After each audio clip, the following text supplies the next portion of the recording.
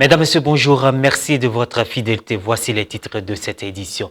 Le samedi 31 juillet dernier, le père Pascal Ouedraogo a célébré le jubilé d'argent de son ordination sacerdotale au cours d'une sainte messe en l'église La Nativité de l'Enfant Jésus de Niablé dans le diocèse d'Abengourou. Et puis, les Jeux Olympiques de Tokyo se sont clos dimanche 8 août 2021 après 16 jours d'intense compétition. Le passage de relais officiel entre Tokyo 2020 et Paris 2024 a eu lieu au terme de la cérémonie de clôture des Jeux. En parallèle, une cérémonie était organisée au Trocadéro pour célébrer ce passage de flambeau. La messe d'action de grâce marquant le jubilé d'argent sacerdotal du père Pascal Ouedraogo, curé de la paroisse La Nativité de l'Enfant Jésus de Niablé, a eu lieu le samedi 31 juillet dernier en présence de nombreux fidèles et d'invités. Le point avec Morel Poti.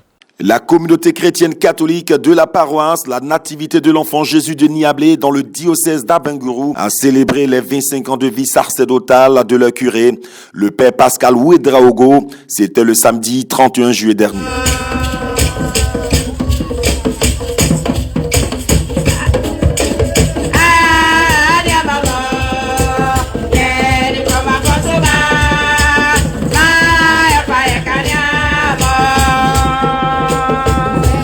À l'occasion du jubilé d'argent sacerdotal du père Pascal Ouedraogo, l'équipe presbytérale, les religieux et religieuses, les autorités coutumières, paroissiens étaient émerveillés de voir auprès d'eux l'évêque d'Évry-Corbeil, Monseigneur Michel Ponsard, prendre part aux festivités marquant les 25 ans de l'ordination sacerdotale du père Pascal Ouedraogo. Après les nouvelles des parents, ce fut la bénédiction des fidèles. Le père Augustin Aubrou, chargé de communication de l'archidiocèse d'Abidjan, a dans son homélie rendu grâce à Dieu pour ce jour. Il a en outre invité le père jubilaire à continuer de porter haut le Seigneur Jésus malgré les difficultés. Ce jubilé est pour nous, frères et sœurs, une occasion de joie, une occasion pour dire merci. C'est une reconnaissance aux hommes des découvertes de la grandeur et de l'importance du sacerdoce ministériel. Révérend Père Pascal, très chers frères, dans la lumière de l'Esprit Saint qui conduit à la vérité des choses, des hommes et des événements, nous contemplons aujourd'hui avec toi l'œuvre immense de Dieu accomplie en toi durant 25 ans. 25 ans de grâce, 25 ans de fidélité. C'est pour manifester cette présence, cette providence, cette sollicitude de Dieu que Jésus est venu dans le monde. Et c'est à cela qu'il a consacré tout son être, toute son existence, toute sa vie. C'est à la manifestation, à la révélation et à la communication de cette qualité d'être, de vie de Dieu que Jésus a consacré les prêtres. Et à toi, cher frère et ami Pascal Ouedraogo, un sacerdoce fécond, un sacerdoce fructueux. Et je voudrais te dire que le Seigneur te garde tel que tu es, humble, disponible. Que tu te laisses manger par tous ceux qui s'approcheront de toi.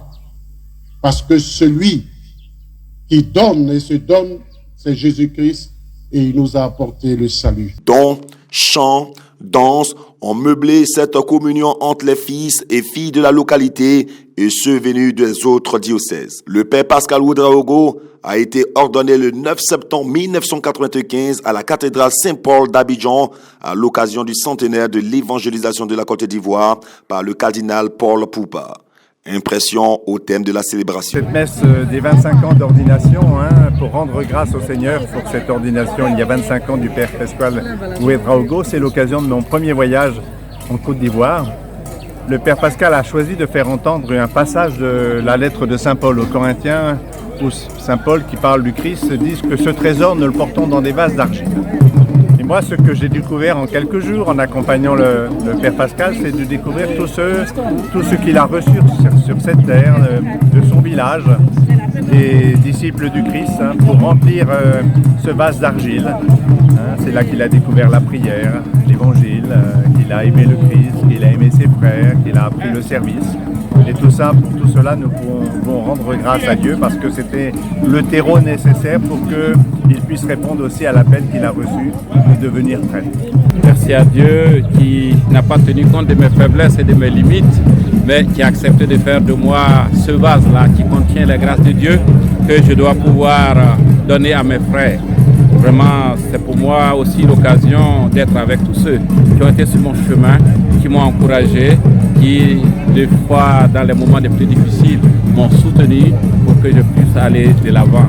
Voilà, donc c'est une reconnaissance au bienfait de Dieu.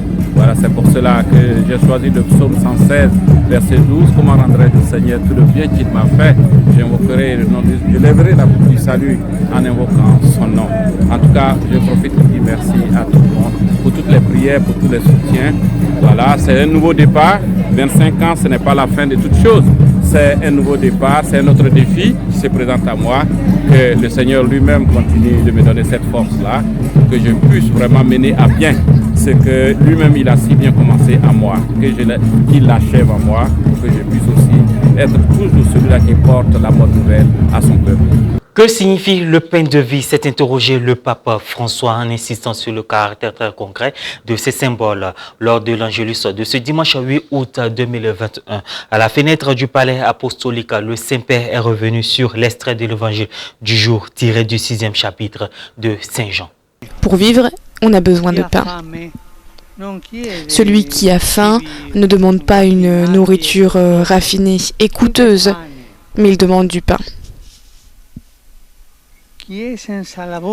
Les personnes sans emploi ne demandent pas de gros salaires, des salaires énormes, mais ils demandent le pain de l'emploi. Jésus se révèle comme le pain, c'est-à-dire l'essentiel, le nécessaire à la vie quotidienne.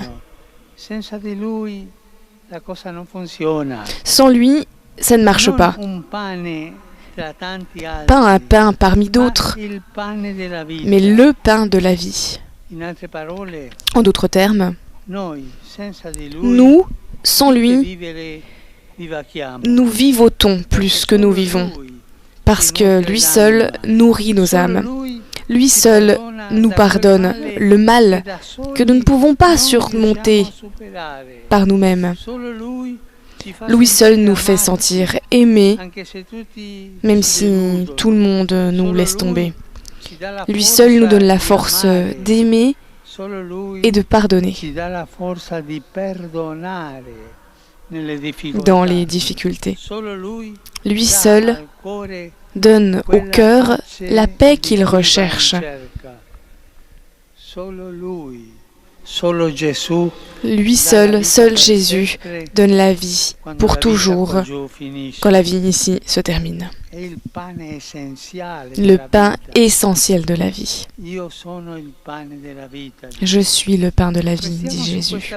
Les Jeux de Tokyo, reportés d'un an à cause de la Covid-19, ont réussi à se tenir du 23 juillet au 8 août 2021, malgré le contexte sanitaire pesant. S'il est encore trop tôt pour évaluer l'impact de ces Jeux olympiques d'été sur la pandémie au Japon, cette 29e édition s'est déroulée sans grande crise, avec des athlètes heureux d'avoir pu vivre cette quinzaine olympique. La tenue de ces Jeux olympiques de Tokyo aura été semée d'embûches et de polémiques depuis 2013. Une crise que la pandémie de la Covid-19 a démultipliée, conduisant à un périlleux report de 12 mois. Les athlètes en tête ont globalement affiché leur satisfaction concernant l'organisation, à l'exception de certains participants placés en quarantaine suite à un test positif. Les anneaux olympiques arrivent à Paris après des Jeux de Tokyo inédits sous pandémie. La capitale française a repris le flambeau dimanche 8 août pour organiser à l'été 2024 cette fête sportive planétaire. Et voilà, c'est la fin de cette édition. Merci de l'avoir suivi, en particulier ceux du diocèse d'Abengourou. Que Dieu vous bénisse.